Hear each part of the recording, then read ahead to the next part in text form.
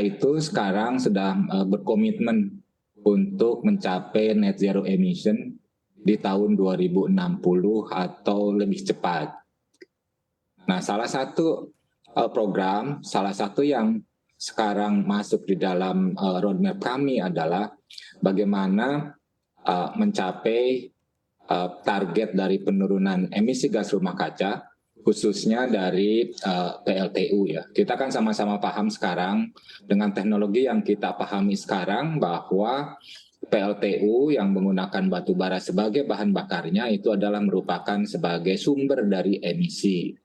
Jadi dengan teknologi yang sekarang kita belum bisa memastikan apalagi kalau PLTU ini tetap berjalan, di satu sisi kita harus menurunkan emisinya. Sehingga salah satu pilihan yang sekarang masuk di dalam Perpres adalah ya kita menyetop dulu untuk pembangunan yang baru.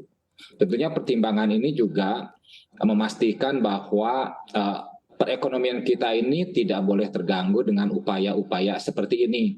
Malah harusnya adalah kebalikannya. Jadi dengan proses-proses menuju pembangunan yang lebih bersih, pembangunan green industry, pembangunan yang berbasis kepada emisi yang rendah karbon. Nah, ini harus bisa dipastikan bahwa secara ekonomi juga akan lebih baik. Atau dalam jangka mikronya, ini adalah tidak mengurangi apa yang kita perlukan sekarang, sehingga tentunya ini tidak perlu dikhawatirkan bahwa kita nanti akan kekurangan listrik untuk hal tersebut ya.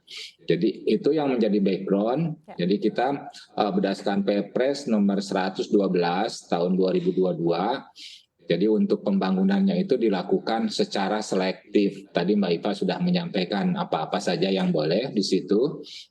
Dan ini juga memastikan juga nanti bahwa pembangkit listrik EBT-nya juga bisa berjalan beriringan ya di situ. Gitu ya.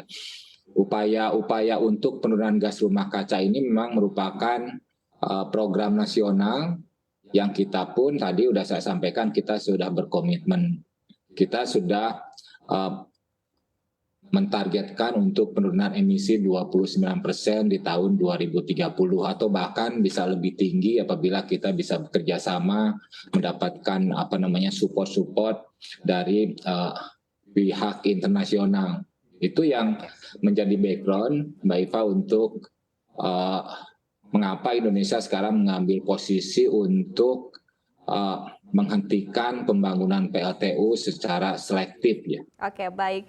Tapi yang menjadi pertanyaan bagi masyarakat tentunya ini adalah optimismenya juga begitu Pak terkait dengan target dari pemerintah untuk tidak ada lagi PLTU yang beroperasi di tahun 2050. Sementara kalau misalnya kita lihat juga pertama adalah dari kondisi global yang saat ini juga penuh tantangan dan saat ini juga banyak negara-negara kita lihat juga di satu sisi membutuhkan membutuhkan ataupun juga menciptakan demand terhadap batu bara tentunya. Nah, kemudian di satu sisi kita lihat juga dari angka realisasi investasi di sektor EBTKE sendiri ini Pak, angkanya per Juni 2022 ini disebutkan juga masih sekitar 16,9%. Begitu, seperti apa Anda melihatnya terkait dengan hal ini Pak? Saya perlu klarifikasi sedikit bahwa PLTU yang sekarang sedang beroperasi dan PLTU yang sekarang sedang dibangun itu akan terus beroperasi. PLTU yang sekarang sedang dibangun, PLTU yang sudah memang masuk di dalam RUPTL itu akan terus dibangun karena itu memang kita butuhkan untuk penyediaan listrik di dalam negeri ya. Jadi PLTU ini tidak hanya ada di dalam jaringan PLN, tapi juga ada PLTU yang dipergunakan untuk industri ya. Untuk industri itu yang akan terus berjalan. Dan kalau sekarang memang ada situasi khusus ya untuk yang di Eropa misalkan bahwa ada upaya untuk menghidupkan kembali dari PLTU yang tadinya ini sudah diistirahatkan, tapi ini kan situasinya situasi khusus, situasi yang akibat imbas dari perang Rusia dan Ukraina, sehingga mereka tidak mendapatkan akses terhadap penyediaan gas yang selama ini disuplai dari Rusia. Gitu.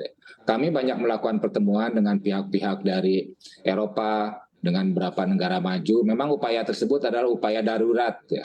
Di sisi yang lain mereka malah mempercepat. mempercepat bagaimana masuknya EBT, mempercepat bagaimana mengembangkan pembangkit-pembangkit yang memang nanti akan bebas dari emisi karbonnya. Jadi untuk hal-hal yang sekarang terjadi di Eropa itu adalah hal-hal yang sangat darurat ya dilakukan. Itu kira-kira yang Mbak Ipa.